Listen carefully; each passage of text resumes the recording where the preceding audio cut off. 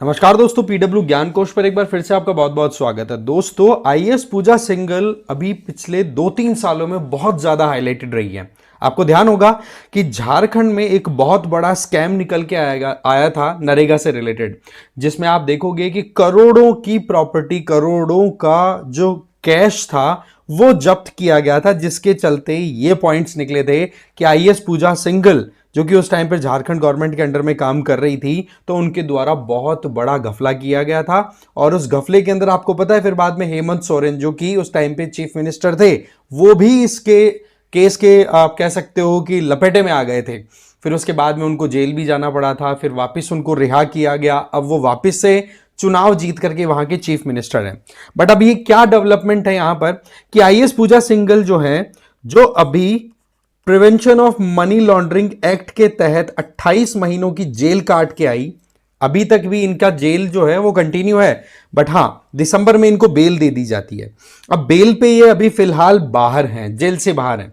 But इस time पर एक डेवलपमेंट क्या हो गई कि झारखंड की जो अभी हेमंत सोरेन की अभी लेटेस्ट रिसेंट कॉन्स्टिट्यूटेड गवर्नमेंट है, उसने ये डिसाइड किया है कि पूजा सिंघल को अब आईटी डिपार्टमेंट की सेक्रेटरी बनाया जाएगा। साथ ही साथ झारखंड कम्युनिकेशन जो नेटवर्क है उसकी सीईओ के तौर पे भी ये काम करेंगी।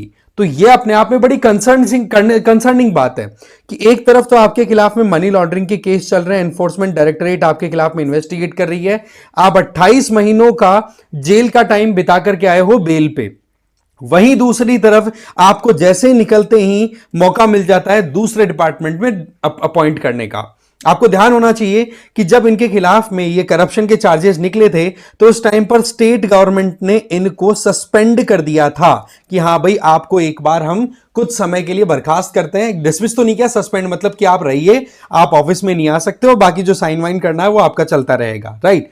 अब होता क्या है कि नई सरकार जैसे ही बनती है, पूजा सिंघल को फिर बाद में अब सस्पेंशन तो हटा दिया, उल्टा अब दूसरे डिपार्टमेंट्स उनको अलोकेट कर दिए हैं। अब इस बात को लेकर के एनफोर्समेंट डायरेक्टरेट ने अपनी नाराजगी, अपना ऑब्जेक्शन सबमिट किया है कि भाई, स्टेट गवर्नमेंट अगर पूजा सिंघल को कोई भी तरीके की रिस्पॉन्सिबिलिटी अपने यहां पर देता है, तो उस आप कह सकते हो उस डिपार्टमेंट के पावर की मिसयूज यहां पर पूजा सिंघल कर सकती हैं अपने खिलाफ में जो भी इन्वेस्टिगेशन हो रही है वो। तो ऐसे में एक बहुत ही बड़ा डिबेट चल पड़ा है एडमिनिस्ट्रेटिव सर्कल और पॉलिटिकल सर्कल में।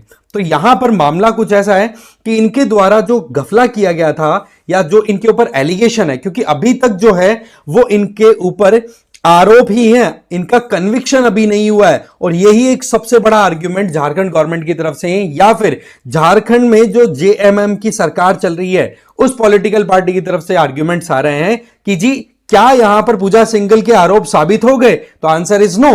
तो फिर बोले यहां पर हम उनको सस्पेंशन से हटा करके रीइंस्टेट कर रहे हैं, उनको जॉब पे वापस ला रहे हैं, तो किसी को क्या प्रॉब्लम होनी चाहिए। बट ईडी ने यह कह दिया कि अगर यहां पर पूजा सिंघल का कंडक्ट हो जाता है वहां पर झारखंड के गवर्नमेंट के अंडर में ऑफिस में, तो डेफिनेटली ये फिर लॉन्ग टर्म के लिए बड़ा कॉन्सिक्वेंशियल कंडीशन क्रिएट हो जाएगा। तो ऐसे में अब ईडी ने क्या कर दिया है कि जिस पर्टिकुलर कोर्ट के द्वारा पूजा सिंघल को बेल दी गई थी, वहां पे डाल दिया special prevention of money laundering act court है, पीएमएलए कोर्ट, ठीक है। तो उस कोर्ट में अपनी तरफ से रिक्वेस्ट डाल दी है कि भाई, बात ऐसी है कि इनके द्वारा जो घपला किया गया था उसकी अभी इन्वेस्टिगेशन और जो प्रोसीडिंग है वो अभी कंटिन्यू है। इनको सिर्फ बेल पे आपने छोड़ा था, कंडीशन पे। अब यहां पर अगर गवर्नमेंट की तरफ से उनको पोजीशन दे दी जाती है तो ये बिल्कुल भी ठीक नहीं होगा। और इस बात को लेकर के फिर पीएमएलए कोर्ट के अंदर बात सुनवाई भी हुई, बट अल्टीमेटली अब सुनवाई जो है ना, वो 27 फरवरी को एक बार फिर से स्टार्ट होगी। अभी तक क्या है, पीएमएलए कोर्ट ने अपनी तरफ से अपना डिसीजन जो है वो होल्ड पे रखा है। बट ये जो मामला है ना, ये वाकई में बड़ा कंसर्निंग है। वैसे पूजा सिंघल की बात करें तो 2000 का जो आईएएस बैच है उससे पास आउट है, और इनके द्वारा नरेगा में जो खुंटी वाला रीजन है वहां पर इन्होंने बड़ा घपला किया, और इसके लिए बताया जा रहा है कि 28 महीनों की जेल में आपको ऑलरेडी बता चुका हूं। 7 दिसंबर को इनको एक तरीके से बेल मिली थी 2024 में, और अभी वो बेल पे ही हैं। बट यहीं पर अब ये जो अपॉइंटमेंट कर दी ना, इसके चलते बड़ा डिबेट गजब का स्टार्ट हो गया, जिसमें एक तरफ तो बीजेपी की तरफ से जो ऑपोजिशन पार्टी है वहां पे उनका ये कहना है कि भाई आप एक चीज बताओ कि ईडी में जब ऑलरेडी केस चल रहा है तो आप इस तरीके से किसी को हायर पोजीशन पे पोजीशन करोगे तो इसका मतलब ये हो गया कि स्टेट के जो एक्सचेकर्स हैं उनके फंड्स को आप और लुटवाना चाहते हो। भाई इनके ऊपर ऑलरेडी केस तो चल ही रहा है ना, तो आप ये इतनी जल्दबाजी क्यों कर रहे हो? सस्पेंशन जब कंटिन्यू तो सस्पेंशन को कंटिन्यू करो, और जब तक सुनवाई ना हो कंप्लीट कि हां जी ये कन्विक्ट हो रही हैं या निर्दोष हैं तो उसके अकॉर्डिंग फिर फर्दर एक्शन ले लिया जाए। बट आप यहां पर जल्दबाजी क्यों कर रहे हैं? बट वहीं दूसरी तरफ पर झारखंड गवर्नमेंट या झारखंड गवर्नमेंट में जिस पर्टिकुलर पार्टी की रूलिंग चल रही है दैट इज जेएमएम, उनकी तरफ से यह कहा जाता है कि हमें यह बात ध्यान रख लेनी चाहिए कि पूजा सिंघल के खिलाफ में जो भी केस है उसके अंदर क्या पूजा सिंघल कन्विक्ट हो गई है? कन्विक्शन नहीं हुआ है ना, तो फिर यह बताओ कि उनको फिर अपनी पोजीशन से दूर रखने का क्या मतलब है? तो यहां पर स्टेट गवर्नमेंट की तरफ से जो भी एक्शन लिया गया है उसको मेलाइन एक तरीके से कहते हैं ना कि मेलाइन डिक्लेयर करने की कोशिश नहीं करनी चाहिए। ये बहुत सोच समझ करके लिया हुआ डिसीजन है। और जो आईएएस पूजा या सॉरी पूजा का नाम आ रहा है मुझे यहां पे, पूजा सिंघल है, पूजा खेड़कर का नाम आ रहा था, ठीक है। आईएएस सिंघल जो है उनको कहीं ना कहीं पूरी ये रिस्पॉन्सिबिलिटी दी जाती है तो बड़ी सोच समझ करके दी जाती है। तो ये बात ये बड़ी वाकई में कंसर्निंग है। आपका यहां पर क्या कहना है इस पूरे मुद्दे पर? क्योंकि ये मामला है ना एक आदमी के मतलब वही बात है कि आप क्या कंडक्ट कर रहे हो। भाई एथिक्स का पूरा पेपर आपको पढ़ाया जाता है पेपर 4th के अंदर, ठीक है। आप वहां पर देखते हो कि भाई इंडिविजुअल्स को कैसे करप्शन से दूर रखा जाए, कैसे मनी लॉन्ड्रिंग से दूर रखा जाए, और उन्हीं केसेस के अंदर आईएएस ऑफिसर्स इन्वॉल्व रहते हैं। और फिर उसके बाद में जब उनके खिलाफ में कार्रवाई चल रही है, 28 महीनों की जेल वो काट करके बेल पे आ रहे हैं, उसके बावजूद उनको फिर बाद में हायर पोस्ट मिल रही है, तो क्या ये एक एनकरेजमेंट नहीं होगा कि हां जी आराम से खुल के धड़ल्ले से आप करप्शन करो, राइट? तो ये अपने आप में बड़ी कंसर्निंग बात यहां पर निकल के आ रही है। इसके अलावा झारखंड मुक्ति मोर्चा की जो रूलिंग चल रही है वहां से एक और स्टेटमेंट बड़ा इंपॉर्टेंट निकल के आ रहा है कि आईएएस ऑफिसर, दो आईएएस ऑफिसर्स का यहां पर उन्होंने कोटेशन दिया है।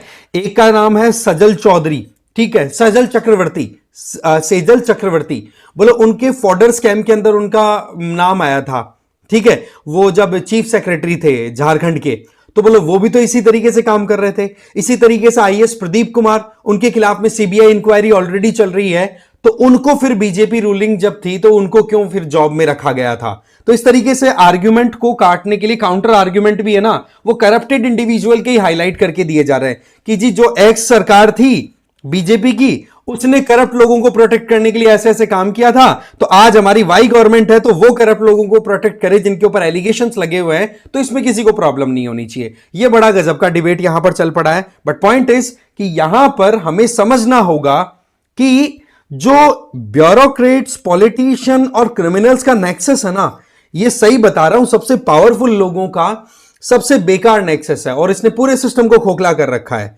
अब यहां पर तो देखो पूजा सिंघल का जो केस है ये तो देखो टाइम पे निकलेगा, ठीक है, फाइनल जो वर्डिक्ट आएगा उसमें देखते हैं क्या आउटकम निकलता है। बट पॉइंट इज ये कंसर्निंग इशू था। आपका क्या ओपिनियन है जरूर शेयर करना, ठीक है। इसके अलावा PWIS की तरफ से यूपीएससी फाउंडेशन कोर्सेज रन कराए जा रहे हैं। 2026 के जो एस्पिरेंट्स हैं वो संकल्प ज्वाइन कर सकते हैं, टाइटन ज्वाइन कर सकते हैं, हिंदी और इंग्लिश वाले अपने मीडियम के अकॉर्डिंग। 2025 वालों के लिए प्रहार और टाइटन है। फंडामेंटल फीचर्स इसमें रिकॉर्डेड क्लासेस मिलेंगी आपको जीएस की और सीसेट की, साथ में डेली एमसीक्यूज और मेंस आंसर राइटिंग प्रैक्टिस और कॉम्प्रिहेंसिव ई बुक्स मिल जाएंगी। इसके अलावा अगर मैं बताऊं आपको तो यूपीएससी ऑप्शनल सब्जेक्ट को भी आप ज्वाइन कर सकते हैं classes, anthropology, sociology, history, mathematics, PSIR, geography, public administration. इसके फंडामेंटल फीचर्स की अगर बात करें तो लाइव एंड रिकॉर्डेड क्लासेस के साथ में पीवाईक्यू एनालिसिस और रेगुलर आंसर राइटिंग प्रैक्टिस भी आपके साथ में होती रहती है। इसके अलावा आप मुझे फॉलो कर सकते हैं इस क्यूआर कोड को स्कैन करके। मेरा नाम है रजनीकांत लाटा। तो इस वीडियो में इतना ही था। Thank you very much for joining me. Thank you.